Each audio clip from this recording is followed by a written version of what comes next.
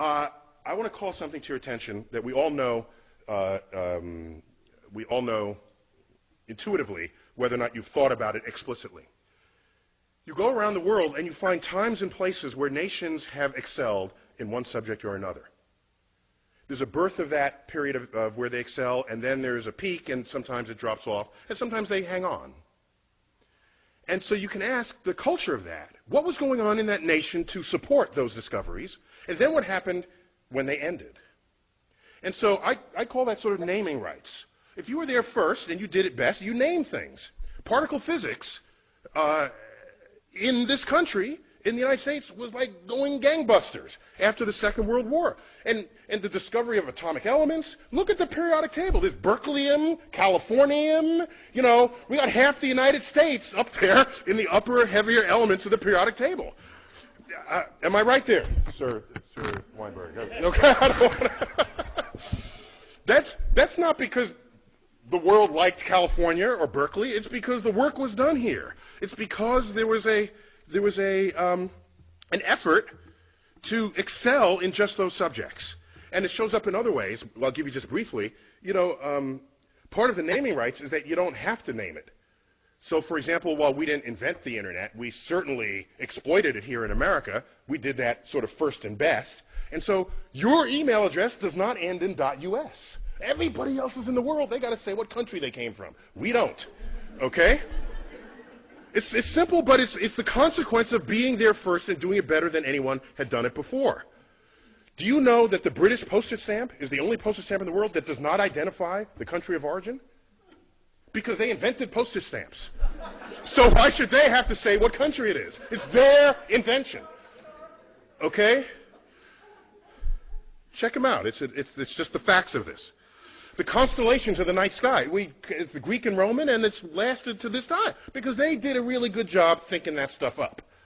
All the mythologies of the heavens, that really stuck with us. All right, so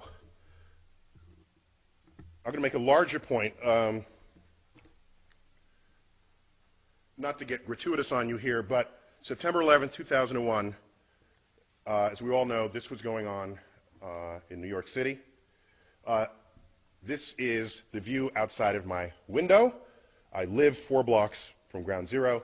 Excuse me, this is the corner of the building in which I live. I went outside to get this view. I was at the time judging whether I should go collect my daughter, who was in an elementary school 2 blocks north of the North Tower. North is to the right in this picture.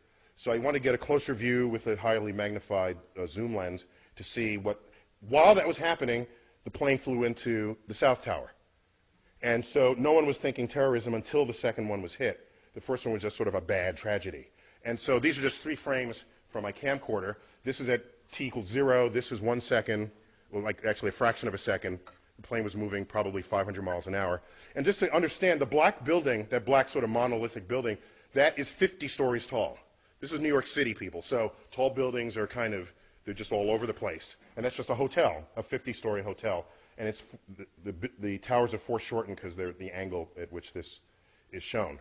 I put these up because a few days after this, President Bush, I don't remember where he said this, on the steps of the White House, in the Rose Garden or at the Capitol, in an attempt to distinguish we from they, the terrorists who flew these planes into the buildings and into the, that went down in Pennsylvania and in Washington, to distinguish we from they, he loosely quotes a phrase out of the Bible by saying, our God is the God who named the stars. Now, this is before I was on his Rolodex, okay?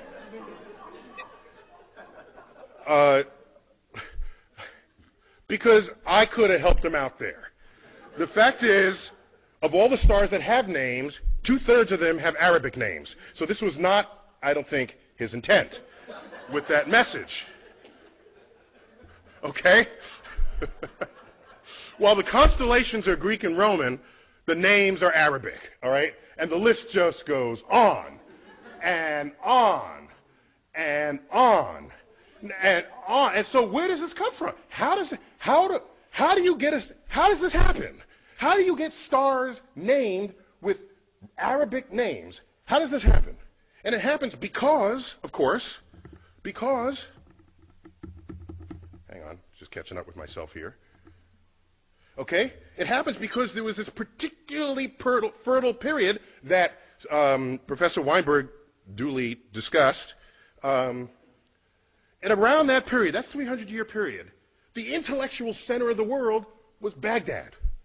Baghdad. It was completely open to all visitors, all travelers, Jews, Christians, doubters, which today we might call atheists. They were all there exchanging ideas. All of them. All of them. And it was that period where you had the advances in, like, engineering and biology and medicine and mathematics. All right? Our numerals are called what? Arabic numerals. Now, you ever stop and think about that? You know, who as in America, do we take pause at this? Why are they called Arabic numerals? Okay, they fully exploit the discovery of the zero, create a whole field called algebra, itself an Arabic word. Algorithm is an Arabic word. All this is going on, and it's all traceable, not to some long 1,000-year tradition in Islam. It's traceable to this 300-year period. This 300-year period. And then, so they had naming rights. The most expensive, beautifully carved astrolabes come out of this period. There's a great collection of these at the Adler Planetarium in Chicago, if you ever want to check them out. So navigation, celestial navigation, all of this is traceable to this period. And so something happened. And what happened, as was previously described, I was told, and forgive me for repeating from what you might have heard, 12th century kicks in, and then you get the influence of this scholar, Al-Ghazali. All right? And so out of his work, you get the philosophy that mathematics is the work of the devil. And nothing good can come of that philosophy. That, combined with other sort of philosophical codifications of what Islam was and would become, the entire intellectual foundation of that enterprise collapsed, and it has not recovered since. Over that period, all these books were translated into Arabic on a scale not seen since then. And so why am I even going here? Because I'm trying to explain to you that you fast forward, the dangers here is that you fast forward to 21st century America and ask, what influences are we feeling now? Because that naming period in Islam stopped and it never recovered. Because the way of thinking about the natural world, revelation replaced investigation. Okay? So I fast forward to 21st century, and what do you find? You get things like this. Okay? This is in America. All right? So now, what I find interesting is it's a level of passion that it requires to actually do it. You got to like pay for this. Okay? A sensitivity to the money aspect of it. But we all know tomorrow's economies will be founded on innovations in science and technology, and of course that gets cut short if we lose our civilization, as what happened in Islam in 1100. And the last thought I'll leave you with, which concerns me greatly, if you do the math, okay? You know, you look at all the Nobel Prize winners there ever were, some even in this room, and ask how many were Muslim. And it's like one, maybe two. Okay, I think a second one was in economics. And the one we referred to was described earlier, the co-winner of the Nobel Prize with Professor Weinberg, Abdus Salam. And he's not Middle Eastern Muslim, he's Pakistani Muslim. Okay? Now, how many Nobel Prizes are won by Jews? It's like a fourth of the Nobel Prizes. Okay? Some high fraction of the total. And then you look, how many Muslims are there in the world? It's like 1 billion Muslims. How many Jews? 15 million tops. Okay? So you ratio these numbers. Had Islam not collapsed in its intellectual standing in the year 1100, and you just do the ratios, they would have every single Nobel Prize today.